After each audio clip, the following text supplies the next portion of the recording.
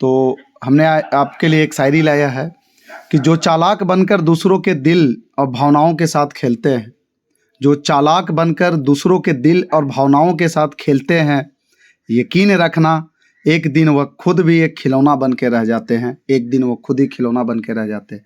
तो वैसे लोग जो समझते हैं कि दूसरे के दिल और भावनाओं से खेल रहे हैं, वो अभी भी खेलना बंद कर दो। ठीक है, चलो अब हम स्टार्ट करते हैं आज का पहला सवाल कि प्रधानमंत्री नरेंद्र मोदी ने दिव्यांग जनों के लिए देश के पहले हाईटेक खेल प्रशिक्षण केंद्र का उद्घाटन पूर्व प्रधानमंत्री श्री अटल बिहारी वाजपेयी के नाम पर कहाँ किया है? तो सर ये कहाँ पे किए हैं? तो सर ये ग्वालियर में किए हैं। कहाँ पे सर? तो ये ग्वालियर में किए हैं। अगला सवाल है कि हाल ही में निम्नलिखित में से किस संगठन ने ऑपरेशन कच्छप के तहत विभिन्न प्रजातियों के 955 जीवित शिशु गंगा कछुए बरामद किए गए? तो कहाँ पे किया गया है सर? तो ये आपका है राजस्व खुफिया निदेशालय। चलिए अगला सवाल देखते हैं सर। अमेरिका के कैलिफोर्नियन विश्वविद्यालय के किस सहायक प्रोफेसर को गणित में 2023 का शास्त्र रामानुजन पुरस्कार मिला है? शास्त्र रामानुजन पुरस्कार 2023 के किसको मिला है सर? तो ये मिला है आपको रू किंगसांग झांग को। अगला देखते हैं सर सवाल, नोबेल पुरस्कार 2023 से संबंधित निम्नलिखित कथनों में से कौन सा कथन सत्य है? तो जब भी ऐसा रहता है तो पहले हम पूरा पढ़ते हैं कि कौन सा कथन सत्य है नहीं है। तो फिजियोलॉजी या मेडिकल में कैटालिन कारिको और ड्रू विसमैन को दिया गया है, बिल्कुल दिया गया है। नॉर्वे के लेखक जॉन फासे को साहित्य का नोबेल पुरस्कार दिया गया, बिल्कुल दिया गया है। नोबेल शांति पुरस्कार ईरान की मानवाधिकार कार्यकर्ता नरगिस मोहम्मद को दिया गया, बिल्कुल दिया, यानी कि correct answer is D, all of the above. चलिए अगला सवाल देखते हैं सर। हाल ही में हुए नियुक्तियों में कौन सुमेलित है? इसमें से चेक करना है कि अभी जो मैचिंग में चेक करना है कि इसमें से जो नियुक्ति है क्या है, कौन सा सही गलत देखते हैं। मालदीव के राष्ट्रपति डॉक्टर मोहम्मद मुइज़ू हैं, बिल्कुल हैं सर। स्लोवाकिया के प्रधानमंत्री रॉबर्ट पीको हैं, बिल्कुल हैं sir. Press trust of India PTI के चेयरमैन केन शांत कुमार हैं, बिल्कुल हैं सर। केंद्रीय प्रत्यक्ष कर बोर्ड सीबीडीटी के नितिन गुप्ता हैं, बिल्कुल हैं सर। इनमें से सही यानी कि राइट ऑप्शन क्या हो जाएगा सर आपका ई। सॉरी। अगला देखते हैं सर, रसायन प्रबंधन पर 5वें अंतर्राष्ट्रीय सम्मेलन ICCM5 में रसायन पर वैश्विक ढांचा को अपनाया गया है। इसका लक्ष्य 2035 तक घातक कृषि कीटनाशकों को चरणबद्ध तरीके से समाप्त करना है। ICCM5 का आयोजन किस देश में किया गया है? किस देश में किया गया है? तो सर बान जर्मनी में किया गया है। अगला लेते हैं सर कि संकल्प सप्ताह नामक कार्यक्रम के संबंध में कौन सा कथन सत्य है? तो जो संकल्प सप्ताह जो मनाया जाता है इसमें से कौन सा सत्य देखते हैं।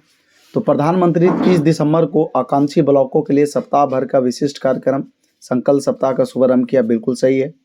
देश भर के 329 जिलों के सभी 500 आकांक्षी ब्लॉकों में संकल्प सप्ताह मनाया गया, बिल्कुल मनाया गया है।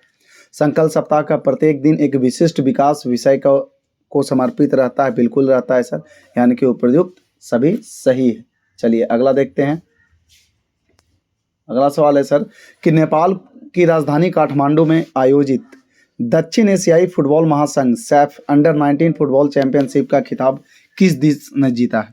किस देश ने जीता है सर? तो ये आपके भारत ने जीता है। अगला है, हाल ही में हेल्थवे नामक देश के पहले सोलर रूफ साइकिलिंग ट्रैक का उद्घाटन किस शहर में किया गया है?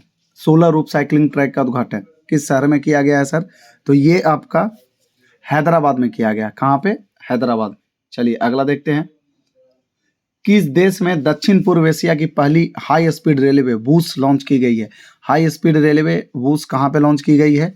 तो सर ये आपके इंडोनेशिया में करी गई है। नेक्स्ट, हाल ही में कौन अंतर्राष्ट्रीय टेनिस हॉल ऑफ फेम के लिए मानित होने वाले एशिया के पहले पुरुष खिलाड़ी बन गए? कौन बन गए हैं सर? तो ये आपके हैं लिएंडर पेस। चलिए अगला सवाल देखते हैं। पहला अंतर्राष्ट्रीय ऊर्जा agency IEA critical minerals and clean energy शिखर सम्मेलन कहाँ आयोजित किया गया है? तो सर ये कहाँ पे किया गया है? तो ये किया गया है सर आपका पेरिस में। अगला, जलवायु परिवर्तन रोकथाम के क्षेत्र में योगदान के लिए किसे नीदरलैंड में विज्ञान के सर्वोच्च पुरस्कार स्पिनोजा पुरस्कार से सम्मानित किया गया है? कहाँ पे किया गया है सर? तो ये आपका कौन किए हैं? तो डॉक्टर जोइता गुप्ता ने किया है। चलिए अगला, केंद्र सरकार ने किस कानून के तहत Jammu Kashmir democratic freedom party को गैर कानूनी संघ घोषित किया है? JKDFP को गैर कानूनी संघ घोषिट किया है। तो सर ये है, आप क्यों किया है, तो किसके तहत किया गया है? तो गैर कानूनी गतिविधियां रोकथाम अधिनियम 1967 के तहत। चलिए अगला देखते हैं। हाल ही में Tata literature life time achievement award 2023 से सम्मानित किया गया। किनको किया गया है? तो ये है सर अरुंधति रॉय। अगला, एशियन गेम्स 2023 से संबंधित निम्नलिखित कथनों में से कौन सा कथन सत्य है? तो कौन सा कथन सत्य है? तो पहले कथन ही देख लेते हैं। तो पुरुषों के 3000 मीटर स्टीपल चेज में स्वर्ण पदक जीतने वाले पहले भारतीय अविनाश मुकुंद साबले हैं, बिल्कुल सही है। अन्नू रानी भाला फेंक में स्वर्ण पदक जीतने वाली पहली भारतीय महिला खिलाड़ी बन गई, बिल्कुल सही है। यानी कि राइट आंसर इज सी, 1 और 2 दोनों। चलिए अगला, 2 अक्टूबर को 154वीं गांधी जयंती मनाई गई है, इसका थीम क्या है? 2 अक्टूबर को जो इस बार मनाया गया था 2023 में, उसका थीम क्या रखा गया है? तो सर उसका थीम रखा गया है 1 तारीख 1 घंटा एक साथ। 1 तारीख 1 घंटा एक साथ। अगला है सर, चौथा विश्व सांस्कृतिक महोत्सव का आयोजन किस देश में किया गया है? तो सर एक किस देश में किया गया है? तो ये आपका अमेरिका में किया गया है। नेक्स्ट है, कनाडा इंडिया फाउंडेशन द्वारा ग्लोबल इंडियन अवार्ड से सम्मानित होने वाली पहली भारतीय महिला कौन है? तो सर पहली भारतीय महिला कौन बनी है? तो ये बनी है सर आपका सुधा मूर्ति। चलिए अगला सवाल देखते हैं। भारत के बाहर डॉक्टर भीमराव अंबेडकर की सबसे बड़ी प्रतिमा का अनावरण किस देश में किया गया है? सबसे बड़ी प्रतिमा का अनावरण USA में क्या किया गया? कहाँ पे सर? USA।